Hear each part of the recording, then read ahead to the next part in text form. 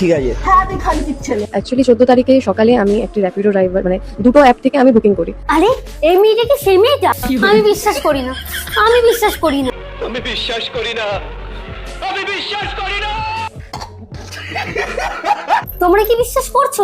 এ তো 180 ডিগ্রি পাল্টে গেছে। তো বন্ধুরা, ভাইরাল ভিডিওর আজকে নেপথ্য কাহিনী শুনবো, তাও আবার দিদিটার মুখ থেকে। তো চলো শুরু করা যাক। অ্যাকচুয়ালি 14 তারিখে সকালে আমি একটি র্যাপিডো ড্রাইভার মানে দুটো অ্যাপ থেকে আমি বুকিং করি। দুটো একসাথে বুক করা মানে এখানে কি ইয়ার্কি চলছে? কারণ কি, যেটা আজকালকার দিনে কম বেশি সবাই করে থাকে, আমাদের কাছে দুটো অ্যাপ থাকে, আমরা দুটো অ্যাপ থেকে ট্রাই করি যেটা তাড়াতাড়ি নেবে সেই হিসাবে আমরা বুকিং করি। তো আমিও সেম কাজই করি, আমি দুটো অ্যাপ থেকে বুকিং করি।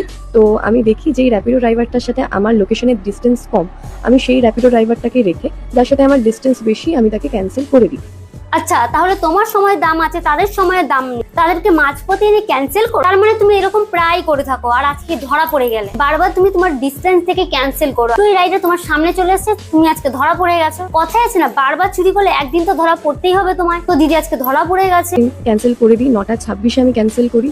আর 9:30 আমি যখন বেরাবো, মানে যিনি এসে গেছেন তিনি আমাকে ফোন করে কি ম্যাডাম আমি চলে এসেছি।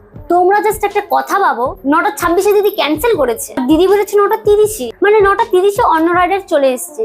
মাত্র 4 মিনিটের জন্য দিদি ক্যান্সেল করে দিয়েছে, যে কিনা 1.5 কিলোমিটার অতিক্রম করে তোমার প্রায় বাড়ির সামনে চলে এসেছে। মাত্র 4 মিনিটের তফাৎ ছিল, তার মধ্যে তাকে ক্যান্সেল করে তুমি অন্য রাইডারকে বুক করে নিয়েছো, তোমার বাড়ির সামনে চলেও এসেছে। এটা কিন্তু ঠিক হয়নি। তার মানে এতে বোঝা যাচ্ছে যে প্রায় তোমার বাড়ির সামনে চলে এসে তখন তুমি ক্যান্সেল করেছো। তুমি যদি ক্যান্সেল করে থাকো তাহলে তোমার লোকেশন কি করে পায়, মানে বাড়ির লোকেশন কি করে পেলো যে তোমার বাড়ির নিচে চলে এসেছে? এটা কি করে সম্ভব? যখন কোনো রাইড ক্যান্সেল হয়ে যায় তখন তার লোকেশনও চলে যায়।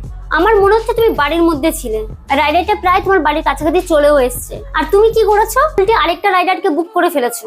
এবার তো দুটো রাইডার একসাথে চলেই আসবে, তার জন্যই তো এই সমস্যাটা হয়ে গেল। এখানে ভুল কিন্তু দিদিরই, এখানে আর কোনো প্রশ্নই আসে না। আমি জিজ্ঞেস করলাম কি কে আমায় কল করেছিল, তো যিনি আমাকে বললো কি আমি কল করেছিলাম, আমি তার সাথেই যাবো, আমি এটাই বলেছিলাম। কারণ কি, আমি যাকে ক্যান্সেল করে দিয়েছি তার সাথে আমি নিশ্চয়ই যাবো না। তো আমি এই কথাটাই ছেলেকে বলি কি আমি তো তোমাকে ক্যান্সেল করে দিয়েছি, তো আমি তোমার সাথে যাবো না। তো তিনি বলে কি আপনি কেন ক্যান্সেল করলেন? একই প্রশ্ন দিদি, তুমি কেন ক্যান্সেল করলে? তোমার বাড়ির সামনে চলে এসেছে, তুমি কেন ক্যান্সেল করলে? এখানে দেখতে পাচ্ছি দিদি তোমারই বেশি দোষটা ছিল। যা হওয়ার হয়ে গেছে, আর ঝামেলা করেও লাভ নেই, ভুল বুঝাবুঝি হয়ে গেছে একটা, বাস ছাড়ো, এখানেই শেষ করি। আজ আমি 1.5 কিলোমিটার দূর থেকে আসলাম, আজ তেলের দাম এত, হ্যান দেন, আপনি কেন ক্যান্সেল করলেন? তো আচ্ছা, এই দিদি যে এই কথাবার্তাগুলো বলছে এখন, এই স্ক্রিপ্টটা কে লিখে দিয়েছে? স্ক্রিপ্টটা মোটেও ভালো নেই, অনেক খুদ রয়ে গেছে, একদম জমছে না। তো যাই হোক দিদি, তুমি আবার দুটো রাইডার বুক করো, তারপরে দুপা দুদিকে রেখে আবার নতুন অফিসে চলে যেও। আজকে আমি সকাল সকাল অফিসে যাওয়ার জন্য দুটো রাইডার বুক করেছি। সবাই রাস্তা থেকে সরে যা, ক্ষণিকের ছেলে।